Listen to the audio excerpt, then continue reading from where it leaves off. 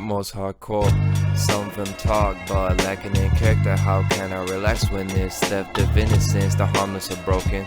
Oh, what tragedy to meet death with the lost word unspoken. Hide it behind the foundations. Charity constructed house of euthanasia. Architects of house of cards remain hidden behind one noble cause. Extravagant facade masquerading as God. I don't buy it at all. I like the real thing raw. I tell the whole veil off. The lights on or off. I get mine either way. The stellar man in effect. I'll leave you free and breathless like true psychedelic acceptance. Worldview becomes transcendent. This midnight smoke is so high octane, paralyzing the presence. Hello everyone, welcome to This Week in Tyranny, the most hardcore news show on earth. I am your host Conrad Brogus. Today is Saturday, October 7th, 2023. Welcome to episode 44.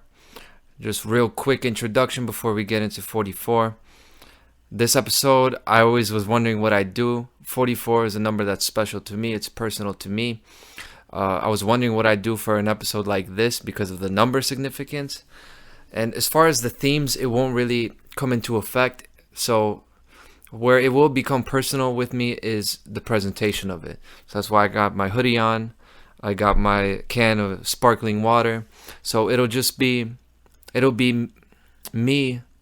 It'll be personal in the sense that I deliver it.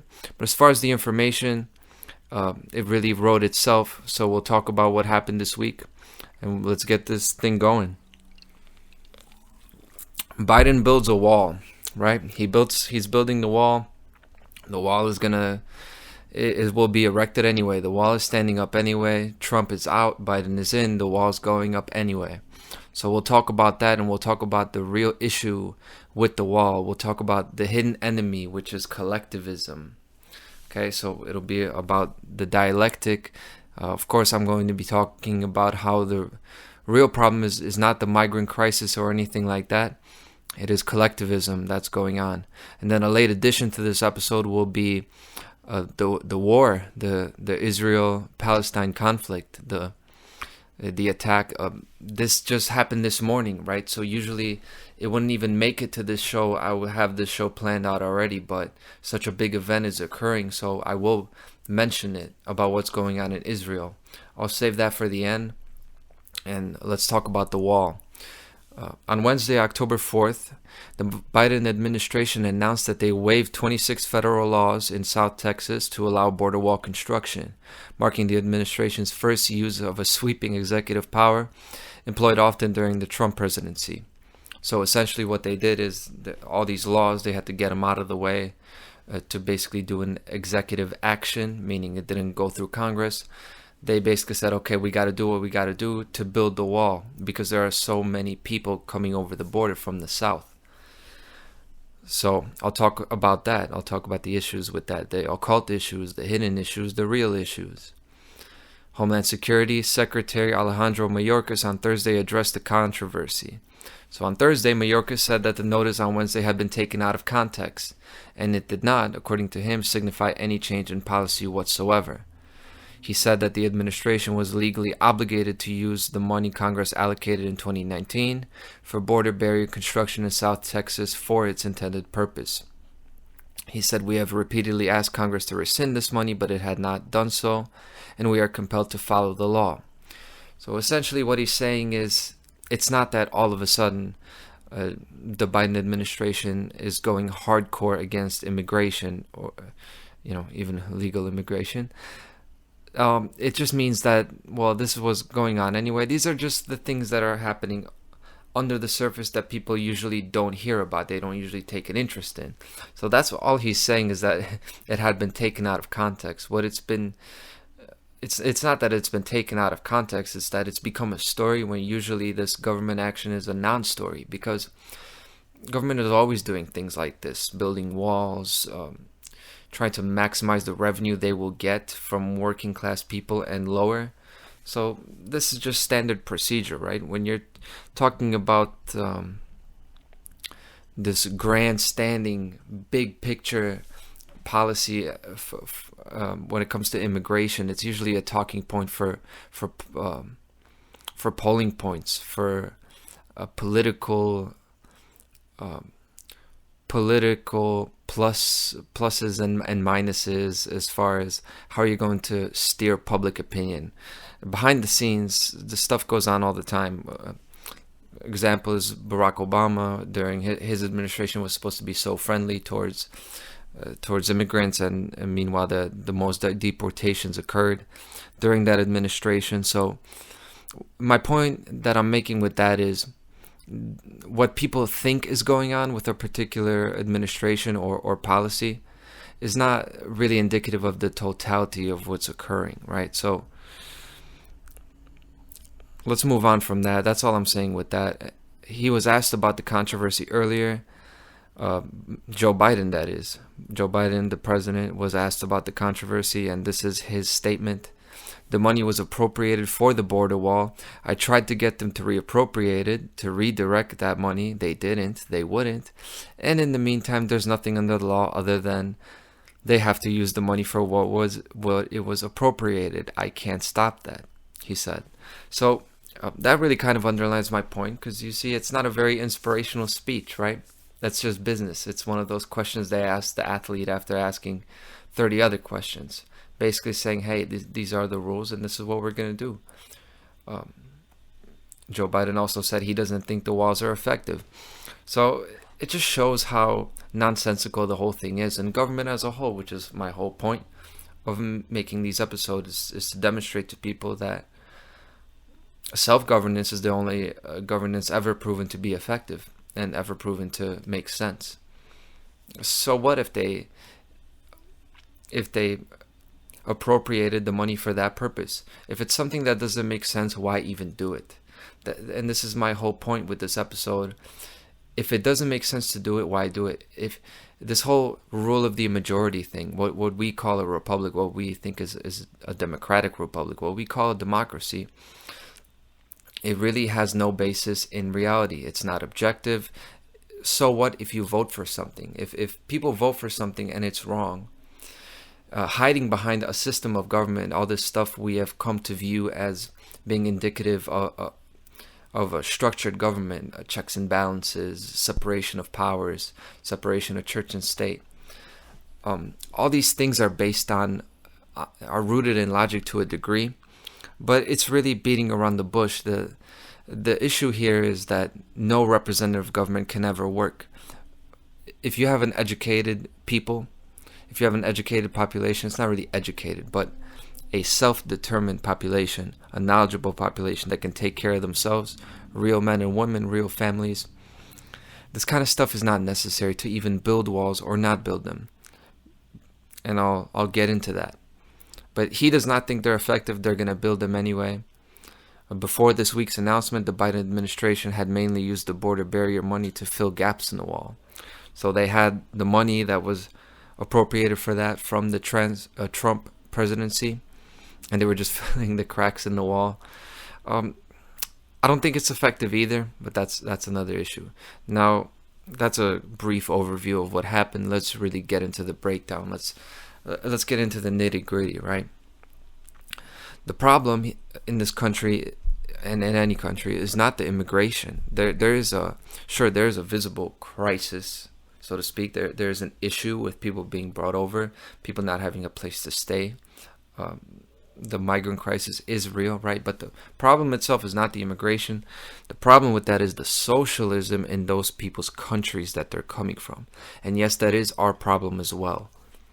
That is not just something to be ignored and put walls up, because with these things, the problems of humanity, yes, they are global and they are shared by everyone. I know usually when people say that, they're speaking a globalist narrative, they're speaking a collectivist narrative. That's not what I'm saying. But yes, this is a fact that the problems of humanity are shared by us all. So we are not ultimately isolated from what happens in Venezuela, okay? It is part of the whole thing. Now we could put those walls up and just leave them to starve over there. Um, there's nothing saying that anybody has to do anything to help another person. Nobody has to do anything. But if we're talking about these problems, yes, they are shared by everyone. And I'll explain why, because collectivism is a global parasite, right? So yes, the immigrants do need help, but the kind of help they need is not even so much a place to stay. It's not even so much food or shelter. What they really need is an equal opportunity. And in what that means for the purposes of 2023 in the United States of America, what they need is the ability to work. They unfortunately need the permission to work. They need work authorization. This is the thing they don't have, and this is the reason they are here, stuck here, being brought in groups and kept in these migrant camps. Whereas for the past 100 years plus, people come to America and everybody has at least a chance. Now they had to work their skin and nails off to the bone. Yes, this is true, but they had a chance. And this is how this country was built. It was built by immigrants' hands. No, that's not a globalist or a super liberal talking point. This is the fact. Okay? Yes, this country was built by minorities, by immigrants, but it was built by people that came from those countries and came from those races and nationalities. And they had the chains taken off of them as the chains had been on in their home countries.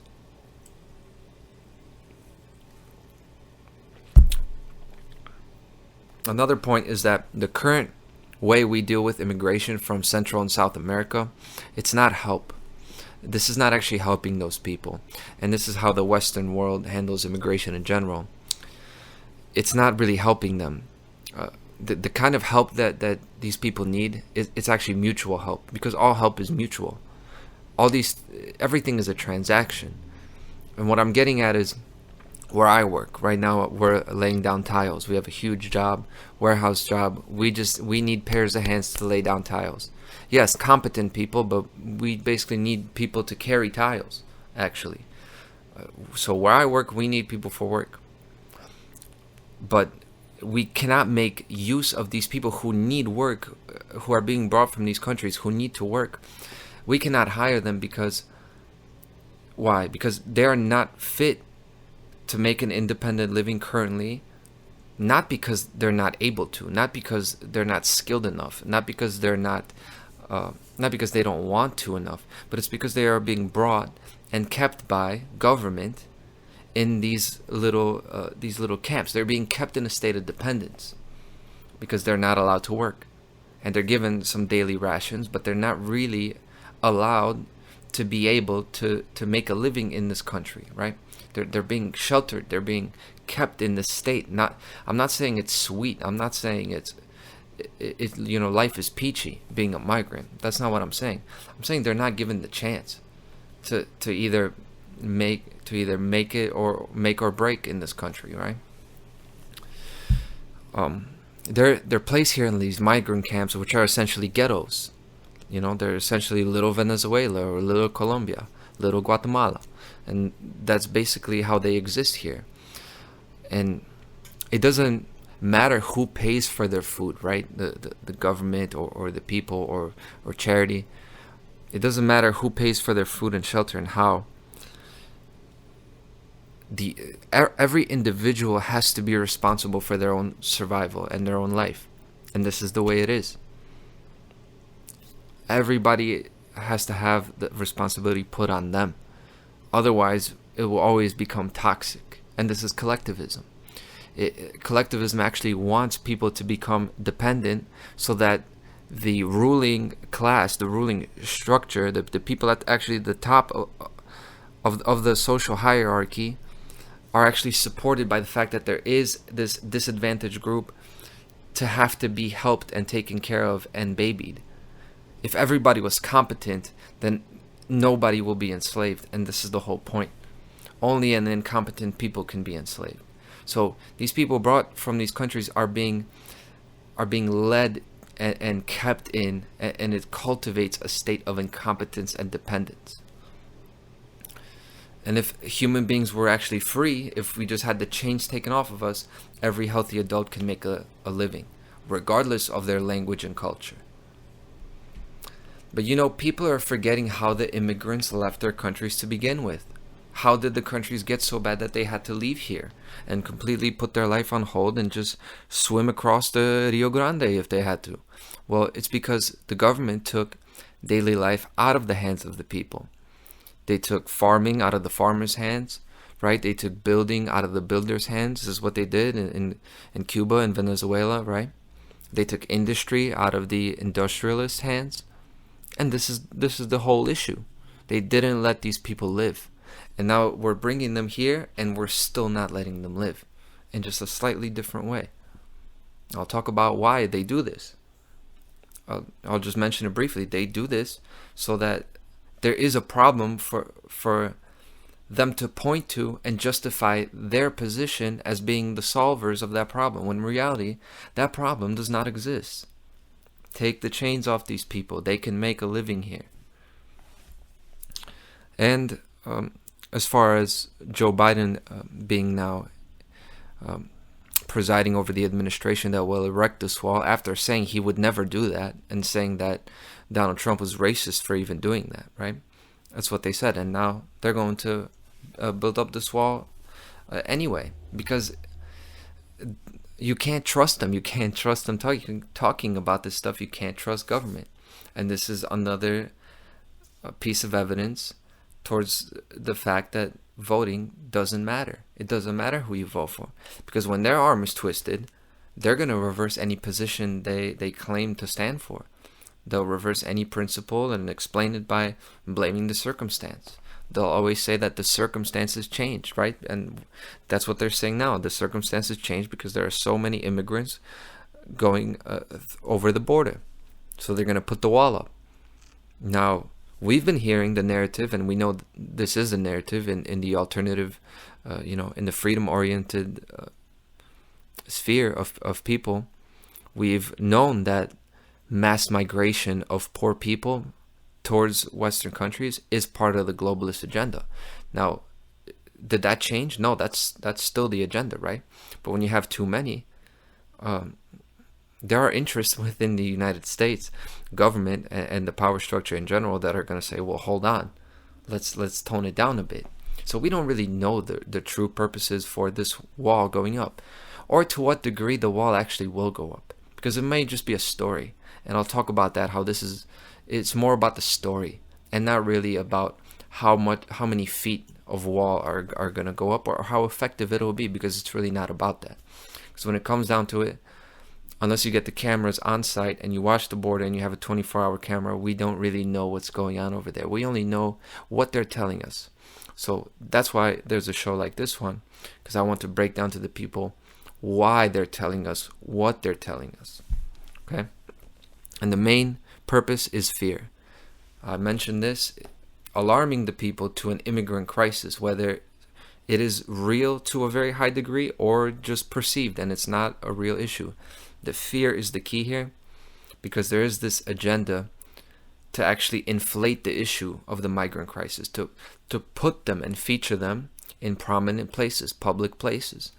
And I've seen this. I'm from Chicago, not far from Wilbur Wright College. It's a college here in a place where a lot of people drive by. It's by a mall, and this is one of those places that's been used as a facility and location to house a large group of migrants, right? So, and this happens in other places in Chicago, like cultural centers, places like that. Why are they sending the people there? Are those the only places that they have a lot of space to house migrants? Are they the only suitable locations? No. They're housing them in cultural symbols and Western symbols of Western culture. They're putting them there intentionally so that the people notice them. The people bringing these groups of people over. I'm not talking about the people that are flying the planes or driving the buses. I'm talking about the people organizing the agenda, the social engineers. They are featuring those people in those prominent places so that the people can see larger groups of people who do not share their skin color to a high degree, who don't share their language, and that's to create fear. Fear is the name of the game here, because it is the ace in the sleeve of collectivism. Fear will always drive the giving away of personal power, of individual responsibility. That's what fear and anxiety does. And what this does is increases the pressure for socialist reforms, right? The pressure from below. They do, and the way they do this is by emphasizing the images of the poor and the homeless and the unfortunate.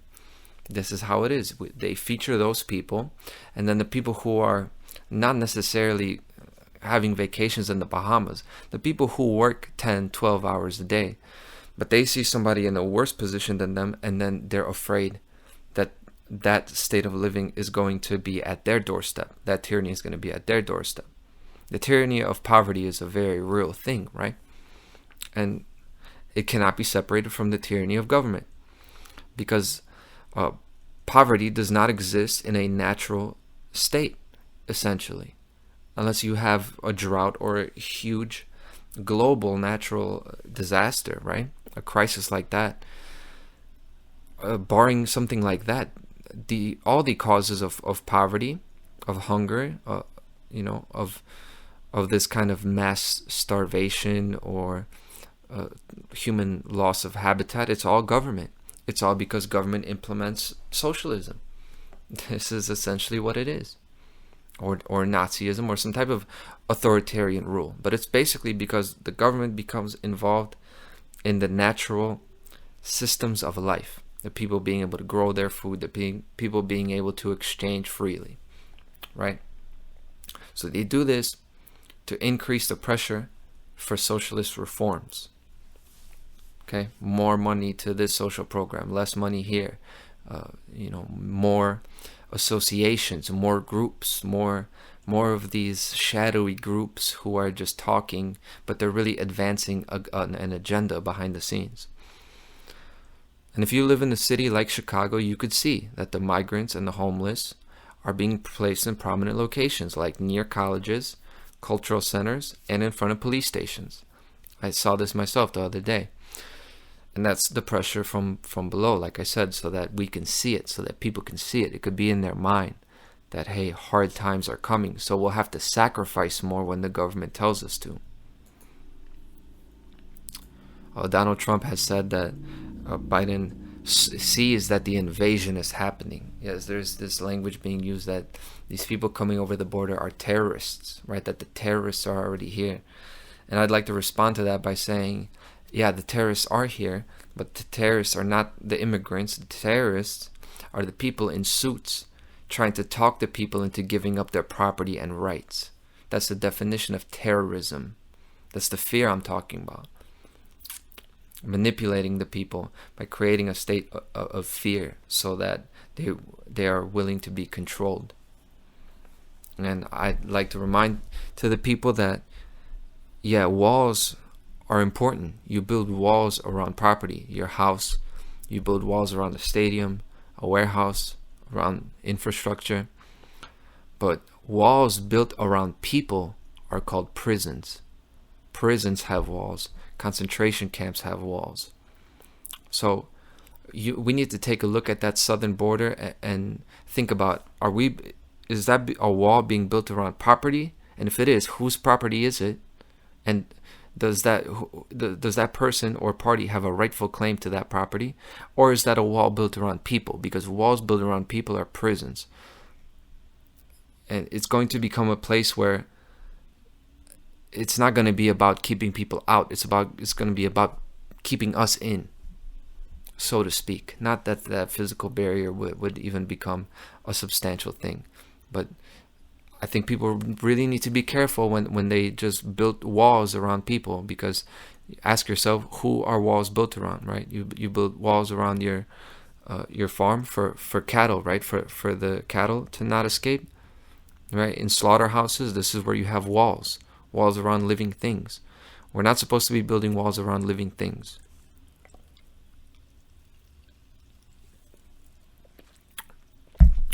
Whose property is the United States of America? Is it the government's? I don't think so, because nobody can make a claim to own that much land. For what? It's really just because they have an army. It's just a gang that can enforce it. Is there such a thing as drug territory? Can the GDs legally, or not legally? That's the problem. Not legally. Can the GDs, the gangster disciples, rightfully make a claim, say from this street, from 67th to 79th Street in Chicago? They can get together and say, yes, this is our territory, so nobody else can sell cocaine on our territory. Nobody else can make economic, basically, can be an entrepreneur in our territory. Can they rightfully do that? They cannot. It's a false claim, and it can only be enforced, but it is enforced. This is real. Drug territory is a very real thing, especially in these countries that the immigrants are coming from, in Mexico and those other Central American countries. The cartel territory is very real, right? But do they have a rightful claim to that property? No, it's not their property.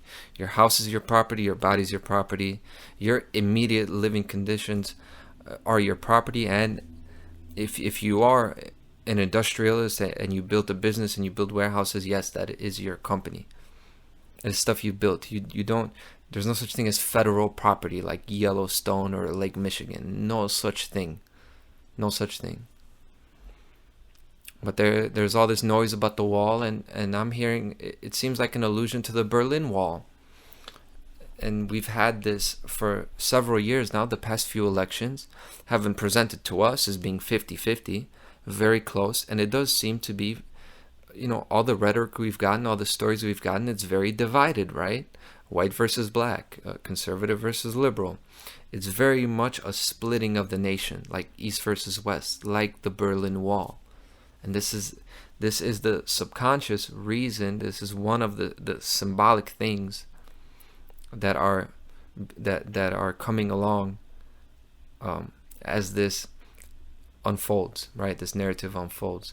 It's classic dialectic division, and you saw that with this story, because AOC and the ACLU were saying what? They were saying that the president, Joe Biden, has to reverse course because this is wrong what he's doing, building the wall, right? But then you had the conservatives, DeSantis, Abbott, Trump, and others. What were they saying about this action? Well, they're saying that he didn't go far enough. They're saying that President Joe Biden has to take further action because the flood of immigrants is out of control. Either way, they're demanding more action from both sides. And this will drive what? Collectivism. Either way, the people are going to give up power. Either they're going to give up power to make a more harsh enforcement of immigration policies, meaning big government, or they're going to what? They're going to create the pressure for the loosening of immigration policies, for the extension of this super liberal flooding of everyone, poor people, and just coming to sanctuary cities. If they do that, that also creates big government, because now you've created a large population that needs to be supported, that are dependent on government aid. Either way, you get big government. So that's that about the wall. I want to real quick touch on the war going on in Israel. Israel has actually declared that they are at war. There was an attack from the Gaza, and right, Hamas is a group that took credit for it. So it's a militant group out of Palestine, right? The Israel-Palestine conflict. I won't dive into it deeply here, but it's an age-old conflict. It's continuing. But it's this, what happened today, the attack, surprise attack launched from the Gaza and on Israel, is the largest such military action since the Yom Kippur War, since 1973. So I haven't even researched this well specifically, and it happened this morning, right? So I haven't really prepared for it, but there are things I can comment on, not just reactionary towards what just happened today, because it is a developing story. But I'll talk about the big picture things that have never changed and will not change, the big idea with the Israel-Palestine conflict. Just like with what I talked about with the wall, this will drive loss of freedom due to fear. Islam versus Judaism, and to a lesser degree Christianity in general, meaning East versus West. This conflict has been brewing. Each one of these religions is a way to control a certain area of the world and divide them. And the dialectical pressure that is now going to be created with Israel versus Palestine, it's going to drive loss of freedom, not just in that area. This is for the world. That's why you see that certain companies, I noticed this today, they're actually making those stands like the way corporations did when Russia invaded Ukraine. Companies are actually making these declarations that they stand with Israel. It is actually remarkable to me how much pro-Israel rhetoric there is now. This has changed in recent years. I remember when I was coming into the knowledge in about 2009, 2008, when I began, researching alternative news and alternative voices. It wasn't very pro-Israel. Israel was seen as the 51st state. It was part of this slavery globalist culture, and the Israel's connections to global government are extensive, right? But I'm seeing a lot of pro-Israel sentiment, which I thought was interesting. But there are strings attached to the leaders of both these groups, both Israel and Palestine here. The IDF, the Israel Defense Force, is not indicative of your average individual in Israel. And Hamas is not indicative of the individuals in Palestine who have had their land taken over, because that's what occurred, right? This was an invasion, But I won't get too deeply into the existence of Israel or the history, because at the end of the day, this is just like how I was talking about the walls. Can you really make a claim to property, a historical claim to property? This is what Russia tried to do. They tried to say that the Ukrainian land was theirs from decades ago, from centuries ago. Excuse me. This is what the Nazis did as well. All these countries make these claims to lands of like a race, of an ancient some type of empire, right? This happens all the time, and these are not legitimate claims of property. If somebody took your house, if somebody invaded your country, yes, you can make the claim right now, but this argument over holy lands, this is not a legitimate argument. So when it comes to property, you have to really draw the line from present day. You have to look at who's violating the boundaries at this point. Because if you start going back and about what people invaded what country, you're going to get into more of this nationalism, more patriotism, so-called patriotism, which is really what? It's big government again. It's supporting a flag or a certain race or a certain religion to violate other people's rights. So with Israel and Palestine, it's just more friction to bring in a more totalitarian control system. And that's why you see it happen right now. It's not an accident that this is happening right now. It's not an accident that you've had the natural disasters around this time. It's not an accident that you had the Trump indictment and all of this dialectic pressure. It's not an accident that this kind of rhetoric is intensifying. You had the wildfires in Hawaii. Just go back to the episodes. This Week in Tyranny will be a running log of the events that preceded global slavery. And the global government is not really coming. It's always been here. The global government has always been here, and it runs based on fear. This is just another episode. Another episode in that story. So I think this will be a developing story, and I'll leave it there for now with Israel and Palestine. I'm sure I'll follow up next week. So that'll essentially be the end of episode 44. But here's my final word, right? The mental state of humanity is slavery. You work all day, you give half your money away, you're underpaid, and you get home after being living as a slave all day, and you're just you're in a survival mode, right? You hear about war over there, war over here, you're worrying about nuclear war, you're worrying about losing your job, you're worried about prices going up, right? And all this is a constant fight or flight mode after you've basically worked 8 or 10 or 12 hours as a slave. You're paying taxes as a slave. You're not making as much as you should be making because you're living as a slave.